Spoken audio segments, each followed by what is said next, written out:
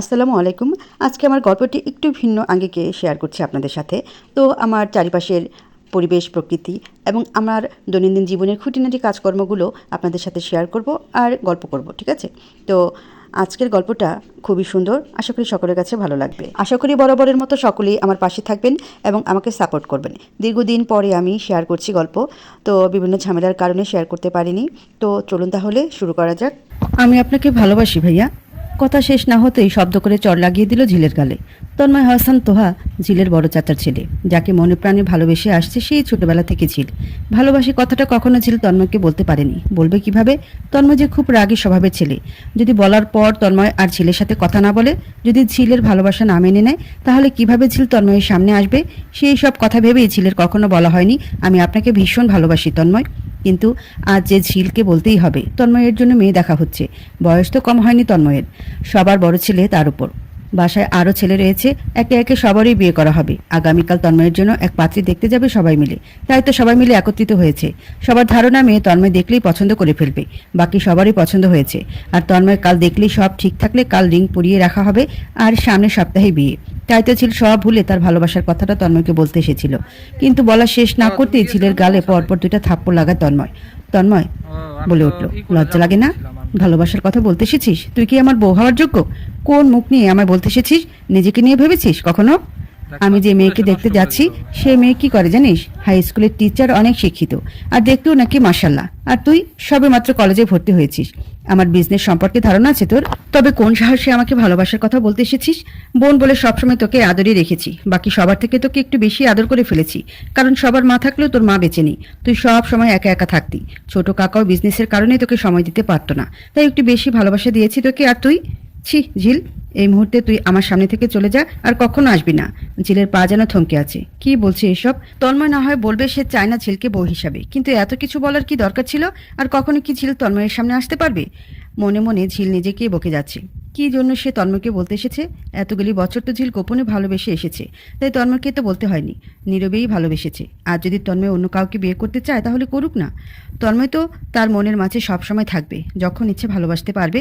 কিন্তু আজ এত কিছু শোনার পর যে মনে মনে ভালোবাসতেও তন্ময়কে অপরাধ কাজ করবে ঝিলের, সে তো এখন জেনে গেল তন্ময় ঝিলকে সহ্য করতে পারে না। তাহলে আর কিছু না ভেবে ঝিল ছাদের থেকে চলে যাওয়ার জন্য ঘুরে দাঁড়িয়ে যায়।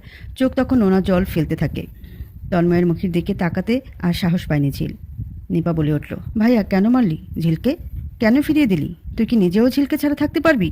তন্ময় সামনে দাঁড়িয়ে থাকা নিজের ছোট বোনকে দেখে এবার ভেঙে পড়ে। দু চোখ বেয়ে পানি ফেলতে থাকে। নিপা এসে জড়িয়ে ধরে তন্ময়কে। তার ভাই যে ঝিলকে কতটা ভালোবাসে তা একমাত্র নিপা আর তার মা জানে। সবাই মিলে বসে আছে বসার ঘরে। তন্ময়ের বাবা তোফায়েল হাসান 4 ভাইয়ের মাঝে সবার থেকে বড় তিনি। ছেলে মেয়ে বলতে তার তন্ময় আর নিপা। তন্ময় বাবার বিজনেসের পাশাপাশি নিজেও বিজনেস করছে। মূলত তার বিজনেস করতে ভালো লাগে। বিভিন্ন গাড়ির পার্টস তৈরি থেকে গাড়ি বানানো সব রকমের বিজনেস রয়েছে। তোফাইলের স্ত্রীর নাম আমেনা। তোফাইলের ছোট তালেব আহসান, ওনার 3 জন ছেলে মেয়ে, 2 মেয়ে আর 1 ছেলে, রুমা, রুমি আর রনিত। রনিত তন্ময়ের সাথে বিজনেস করছে আর তালেব ভাইদের সাথেই জব করছে, কারণ সবাই ফ্যামিলি বিজনেস এর সাথেই সংযুক্ত রয়েছে বেশিরভাগ। তালেবের স্ত্রীর নাম রাহেলা। তালেবের ছোট রাহেন আহসান। রাহেনের শুধু 1 মেয়ে, ওর নামই ঝিল আহসান। ঝিলের যখন 3 বছর বয়স তখন ঝিলের মা মারা যায় ক্যান্সারে আক্রমণ হয়ে। এরপর রাহেন আর বিয়ে করে নেই, কারণ তিনি তার স্ত্রী ঝিনুককে নিজের থেকেও বেশি ভালোবাসতেন। ঝিনুককে ভুলে ঝিনুককে জায়গা তিনি অন্য কাউকে দিতে চান না। আহসান পরিবারের সবার ছোট ছেলে আবির আহসান। তার 4 জন ছেলে মেয়ে, নেহা, রিয়া, রিক্ত, অর্ণব। সবাই মিলে বসে কালকে কি হবে সে নিয়ে আলোচনা করছিল। শুধু ঝিল আর তন্ময় ছিল না, সেজন্য নিপা ঝিলের রুমে গিয়েছিল ঝিলকে ডাকার জন্য, কিন্তু পায়নি। তাই বাসার ছাদের দিকে যাচ্ছিল, কিন্তু গিয়ে যা দেখেছে তা দেখে ভাইয়ের সাথে সাথে নিজের চোখেও জল চলে এসেছে। এতদিন নিপা শুধু জেনেছে তন্ময় একাই পাগলের মতো ঝিলকে ভালোবাসে, কিন্তু আজ জানতে পেরেছে শুধু তন্ময় নয়, ঝিলও তার ভাইকে ভালোবাসে। কিন্তু ওদেরই ভালোবাসা কি কখনো মিলন হবে? বিষিয়ে তুলছে নিজের মনকে নিপা। নিপার ছোট্ট ঝিল। ঝিল, রুমি, নেহা প্রায় সমবয়সী, তবে রুমি একটু গম্ভীর হওয়াতে সবসময় একা থাকতে পছন্দ করে। নিপার সাথে বেশি সময় কাটায় ঝিল আর নেহা।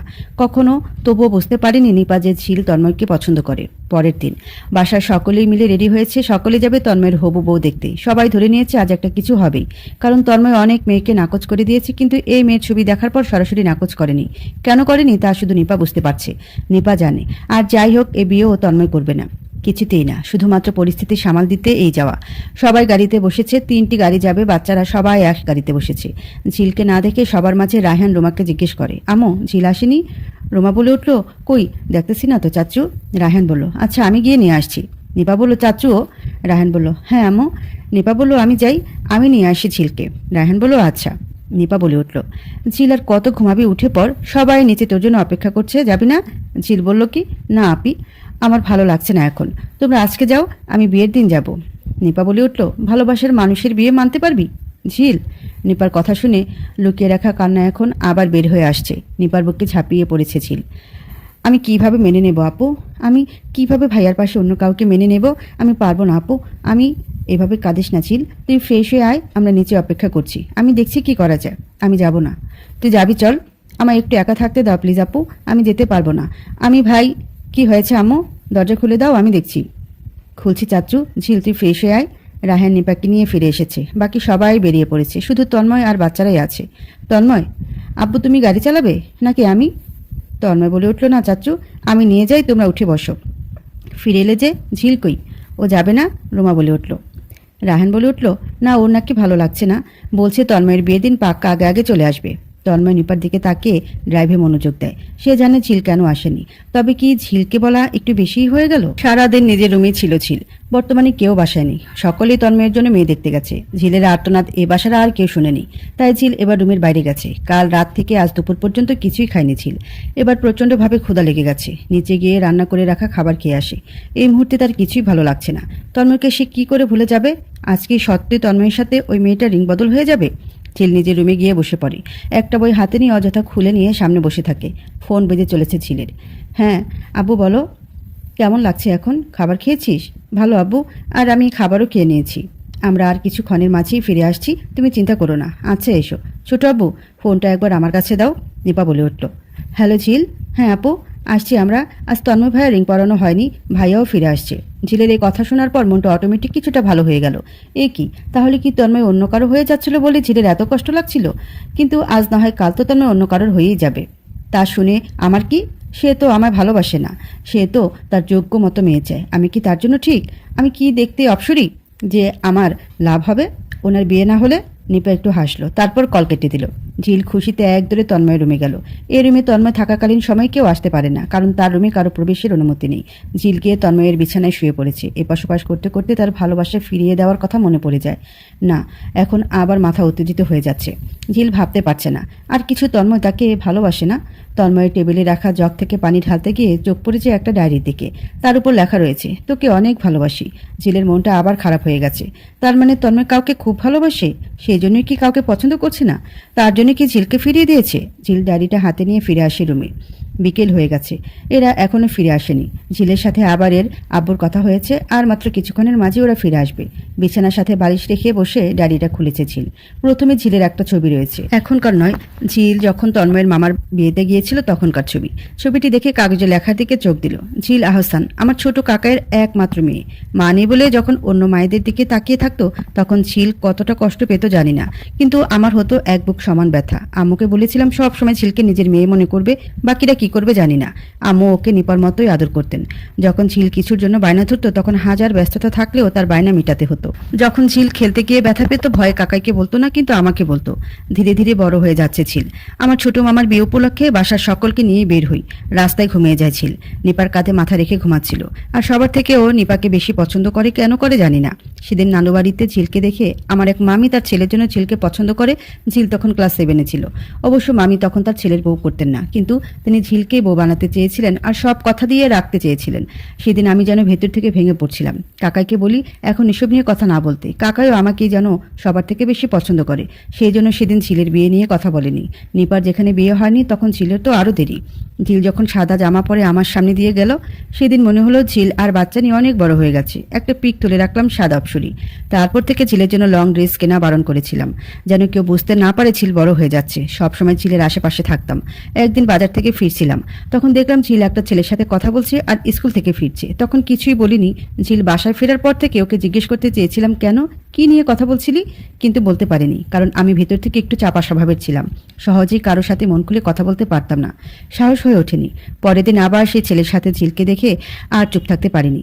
ঝিল বাসায় যাওয়ার পর ছেলেটার পিছু নিয়েছিলাম, তারপর জিজ্ঞেস করছিলাম কি জন্য ঝিলের পাশাপাশি আসছিল রোজ রোজ। ওর নাম ছিল মাহিন। ঝিলকে নিজ থেকে পছন্দ করতো, 2 দিন ধরে বলতে চেয়েছে কিন্তু পারছে না। তারপর আমি বলেছিলাম, আমার ঝিলের দিকে চোখ তুলেও আর তাকাবে না তুমি। কেন, আমি ঝিলকে পছন্দ করি আর ও আমার সাথে বন্ধুত্ব করতে চেয়েছে। মাহিন বলল, করবে না, ও তোমার বন্ধু হবে না। আচ্ছা তাহলে আটকাও ঝিলকে। অবশ্যই, কিন্তু এরপর যদি ওর আশেপাশে যেতে দেখেছি তাহলে তোমার পা ভেঙে হাতে তুলে দিব। বাসায় ফিরে ঝিলকে বারণ করেছিলেন মাহিনের সাথে কথা না বলতে। ঝিলও আর ওর সাথে কথা বলেনি, কিন্তু মাহিনের পিছু ছাড়া হয়নি। তাই রেগে একদিন ওকে খুব মার মেরেছিলাম। তারপর থেকে সেই ছেলে আর পিছু লাগেনি। ঝিলের আশেপাশেও যেন কেউ না আসতে পারে তার জন্য রাস্তায় লোক রেখেছিলাম। সে ঝিল দেখতে দেখতে বড় হয়ে গেছে। আমি নাকি গম্ভীর, তাই আমার সাথে ও তেমন কথা বলতে ভয় পায়ও। কিন্তু কেন, আমি কি মানুষ নই? আমি যে তার মুখ থেকে কথা শোনার জন্য পাগল হয়েছিলাম। সে প্রজাপতির ন্যায় ঘুরে বেড়াতো, কিন্তু আমার সামনে আসতে ভয় পায় কেন? আমার সীমানায় কি তার আশা নিষেধ ছিল? তবুও ধীরে ধীরে ঝিল আমার সাথে সহজ হয়ে যায়। এখন আর আগের মতো ভয় পায় না, বাকি সবার থেকেও একটু বেশি মিশতে শুরু করে। আর যার কারণে ঝিলের বেশিরভাগ সময় কাটে তন্ময়ের সাথে। এরপর যখন একদিন বাবাকে বলেছিলাম আমি ঝিলকে বিয়ে করতে চাই, সেদিন বাবা আমাকে থাপ্পড় দিয়ে বলেন, আমি যেন আর কখনো না শুনি যে তুমি ঝিলকে পছন্দ করো। কিন্তু বাবা, তোমার মতো বেকার ছেলের হাতে আমার ভাইয়ের মেয়েকে কিছুতেই তুলে দেব না। আর তাছাড়া বাকি সবাই জানুক আর না জানুক, আমি জানি তুমি ভালো ছেলে না, তুমি একজন গুন্ডা। তোমার মতো ছেলের হাতে জেনে বুঝি আমি আমার মেয়ের হাত তুলে দিতে চাই না। আর তাছাড়া ঝিল আমার ভাইয়ের একমাত্র মেয়ে, ওর বাবার যতটা দায়িত্ব রয়েছে আমিও ততটাই পালন করতে চাই। বাবারা যেমন সহজ ভালো আর কর্মঠ ছেলে খুঁজে, আমিও তেমন ছেলের হাতেই ওর হাত তুলে দিতে চাই। সেদিন বাবার সামনে আর কোনো কথা বলতে পারিনি। কলেজে থাকাকালীন সময় থেকে আমি ছাত্রলীগের সদস্য ছিলাম, কিন্তু এই রাজনীতি যে কতটা ভালোবাসি আমি আর ভালোবেসে সকলের উপকার করতে চাই তা আব্বু বোঝেন না। তিনি মনে করেন আমি একজনের উপকার করতে গিয়ে অন্যজনের বিরাট ক্ষতি করে ফেলি, আর এই জন্যই আমার শত্রু তৈরি হয়েছে। অনেক ভেবেচিন্তে আমি ঝিলের জন্য রাজনীতি ছেড়ে দিই, বাবার বিজনেসে হাত লাগে। তারপর কয়েক মাস চলে গেছে, ঝিলও কলেজে ভর্তি হয়েছে। এখন আর ঝিল বাচ্চা নেই। চাচুর অনেক বিজনেস পার্টনার ঝিলের বিয়ে নিয়ে কথা বলেন। আমি কখনো মুখ ফুটে চাচুকে বলতে পারিনি আমি ঝিলকে চাই। আবারও অনেক চিন্তা ভাবনা করে আব্বুকে বিয়ের কথা বলতে বলি। সেদিন আম্মু ও বাবাকে অনেক বোঝান যে, দেখো তন্ময়ের বাবা, ঝিল আমার মেয়ের মতো, আমিও চাই ঝিল এ বাসায় সারা জীবন থাকুক। যেখানে আমার পেটের ছেলে ঝিলকে বিয়ে করতে চায়, সেখানে আমিও চাই ঝিল আমার ছেলের বউ হোক। ছেলের সাথে সাথে তুমিও পাগল হয়ে গেছো। তুমি জানো না, ঝিনুক বলেছিল ওর যদি মেয়ে হয় তাহলে যেন ওর ভাইয়ের ছেলে নিশানের সাথে ওর বিয়ে দেওয়া হয়। ওনারাও ঝিলকে নেওয়ার জন্য অপেক্ষা করছে। রায়হানও তাদের কথা দিয়ে ফেলেছে যে ঝিলের যদি মত থাকে তাহলে নিশানের সাথেই বিয়ে হবে। না আবু, আমি ঝিলকে ছাড়া বাঁচতেই পারবো না। আমার ঝিলকে লাগবেই লাগবে। আবু, তুমি একবার কাকাইকে বলে দেখো। বললাম তো আমি পারবো না। তাহলে আমি বলি? না, তুমিও বলবে না। তাহলে আমি করবোটা কি? ভুলে যাবে ঝিলকে? সেদিনের পর ভেবেছিলাম বাবার মতের বিরুদ্ধেই ঝিলকে বিয়ে করে নেব। আমার বিশ্বাস ছিল ঝিলকে আমি যা বলবো ও মেনে নেবে। কিন্তু এরপর একদিন আবারও বাবাকে বলতে গেলাম, আব্বু, আমি ঝিলকে এক্ষুনি বিয়ে করতে চাই। তা না হলে কাকাই যে কোনো সময় ঝিলকে আমার থেকে দূরে অন্য কাউকে দিয়ে দিবে, যে আমি থাকতে কখনো হবে না। আমি না, বোঝাও তুমি তোমার ছেলেকে। এরপর কিন্তু আমার ধৈর্য কুলোবে না, মেরে ফেলে দেবো আমি তোমার ছেলেকে। বললাম না আমি আমার ভাইয়ের সাথে কোনো সম্পর্ক নষ্ট করতে চাই না। আমি যদি ভাই রাজি না হয় তাহলে হয়তো ও আমায় ভুল বুঝবে যে আমি কিছুতেই চাই না, কিন্তু আমি চাই। আমার ঝিল ও শুধু মাত্র আমার। নিপা, তুই ঝিলকে নিয়ে আয়, আমি ওকে নিয়ে চলে যাব, থাকুক সবাই মিলেমিশে। আমার সবাইকে দরকার নেই, আমার শুধু ঝিলকে লাগবে। এরপর তোফাইল একটা লাঠি তুলে নেয় হাতে আর রুমের দরজা আটকে দিয়ে নিপা আর আমেনাকে ঠেলে রুমের বাইরে পাঠায়। তারপর বেধড়কভাবে পেটাতে থাকে। তারপর দিন তন্ময় আর বাইরে যায়নি। যাবে কিভাবে? হাত পা সব জায়গায় মেরেছে যেন তন্ময় চলাচল করতে না পারে বেশ কিছুদিন। পরিবারের বাকি সবাইকে মিথ্যা বোঝানো হয়েছিল আমি অ্যাক্সিডেন্ট করেছিলাম। বোকাচিল তখন আরও আমার আশেপাশেই থাকতো। ওর মুখের দিকে তাকালেই মনে হতো শুধু এইটুকুই, কেন আরও সহ্য করে নেব আমি? এরপর আরও অনেকবার বাবার হাতের শক্ত মার খেয়েছি। যে তন্ময়কে কেউ ফুলের টোকা দিতে ভয় পায়, সেই তন্ময় ঝিলের জন্য হাজার আঘাত পেয়েছি। শুধু বাবা ছিল তাই প্রতিবাদ করতে পারিনি। এরপর আর ডায়েরি পড়া হয়নি। নিচে গাড়ির হর্ন বাজছে, তার মানে সবাই এসে গেছে। ঝিল আর বসে না থেকে ডায়েরিটা লুকিয়ে রেখে এক দৌড়ে নিচে নেমে গেল। দরজা খুলে দিয়ে সবাই আসার পরও ঝিল ওখানেই দাঁড়িয়ে রয়েছে। সবার পরে তন্ময় আসে। ঝিল অপলক চোখে তাকিয়ে রয়েছে তন্ময়ের দিকে। তন্ময় কি বলবে বুঝতে পারছে না, কিন্তু ঝিল তো এখন জানে শুধু সে নয়, তন্ময় নিজেও ঝিলকে ভালোবাসে। তন্ময় ভাই, আপনি আমাকে ভালোবাসেন? সামনে থেকে সরে দাঁড়া। যাব না। সবাই খারাপভাবে সামনে থেকে সর বলছি। না আব্বু। ঝিলের এমন চিল্লানি শুনে সবাই পেছনে ফিরে দাঁড়িয়ে আছে। কি হয়েছে আম্মু? এসো আমার কাছে। ভাইয়ার এ মেয়েও পছন্দ হয়নি তাই না ভাইয়া? কি পছন্দ হয়নি মানে? তন্ময়, হ্যাঁ হ্যাঁ বড় আব্বু, তোমার ছেলের জন্য মেয়ে দেখা বাদ দিয়ে দাও। ওনার জন্য আমি ঠিক আছি। মানে? না মানে বলছিলাম কি, এ ছেলের জন্য আর মেয়ে দেখে কি হবে? ঝিল মাথা ঠিক আছে, আমি বিয়েতে রাজি। ঝিল থাকতে এই বিয়ে কিছুতেই হবে না। কেন? সে আমি আপনাকে কেন বলতে যাব? বড় আব্বু, তোমার সাথে আমার অনেক কথা রয়েছে, চলো। হ্যাঁ মা, নিশ্চয়ই বলবি, চল রাতে খাবার খেতে বসে। আমি যা বলছিলাম সবাই মন দিয়ে শুনে রাখো। আপাতত তন্ময়ের বিয়ে নিয়ে আর কথা বলবে না কেউ। আমি ঝিলকে ছেলের বউ বানাতে চাই, তাই না ঝিলমা? আব্বু তুমি বলো। হ্যাঁ আমি আর কি বলবো? কি বলবো? ভাইয়া যা ভালো মনে করবেন তাই হবে। তন্ময় যেন হাওয়ায় ভাসছে, কি হচ্ছে এসব? এইটুকু সময়ে তার বাবার মতো কঠিন মানুষ কিভাবে বিয়ের জন্য রাজি হয়ে গেলেন, তাও আবার ঝিলের সাথে, যেখানে তাকেই ওয়াদা করিয়েছিলেন। আব্বু তুমি কি বুঝে আমার হাতে ঝিলকে তুলে দিতে চাও? ছেলে প্রশ্নের উত্তর দিতে ঘুরে দাঁড়িয়ে গেলেন তোফায়েল। কাল সন্ধ্যায় ঝিল আমার সাথে আলাদা কথা বলতে এসেছিল, নিশ্চয় মনে আছে তোমার? আমি তোমাকে শুধু ঝিলের কাছ থেকে সরিয়ে আনতে চেয়েছি, কিন্তু ঝিলকে তোমার থেকে সরাতে চাইনি। যখন জেনেছি ঝিল তোমাকে চায়, তখন আমি আর আলাদা করতে পারিনি। আমি ঝিলকে নিজের মেয়ের চেয়েও বেশি ভালোবাসি। ছোটবেলা থেকে ও আমার কাছ থেকে কিছুই চাইতো না, আমি যা নিজের ইচ্ছায় ওকে দিতাম। কিন্তু এবারও যদি আমি ওকে বলতাম তন্ময়ের সাথে তোমাকে বিয়ে করতে হবে, তাহলে ও চুপ করেই মেনে নিত। কিন্তু এতে করে আমি অপরাধী হতাম তন্ময়, যদিও তোমাকে মন থেকে বিয়ে না করতো, তবে তাই তোমাকে ভুলে যেতে বলেছিলাম। কিন্তু এখন ঝিল নিজেই তোমাকে বিয়ে করতে চায়, নিজের মুখে বিয়ে করতে চেয়েছে, তখন আমি ওকে ফেরাতে পারবো না। তাই খুব শীঘ্রই আমি আমার ঝিলকে ছেলের বউ বানাতে চাই। আশা করছি তুমি এবার খুশি মনে বিয়ে করবে। তন্ময় কি বলবে বুঝতে পারছে না, তাই কিছু না বলে রুম থেকে বের হয়ে আসলো। ঝিল সামনে সেই ডায়েরি নিয়ে বসে আছে। আপাতত তার আর পড়তে ইচ্ছে হচ্ছে না। কি পড়বে? তারপরে সব তো তার জানাই রয়েছে। কাল রাতেও বড় চাচু অনেক না জানা কথা বলেছে। বড় আব্বু, আমি তন্ময় ভাইকে চাই।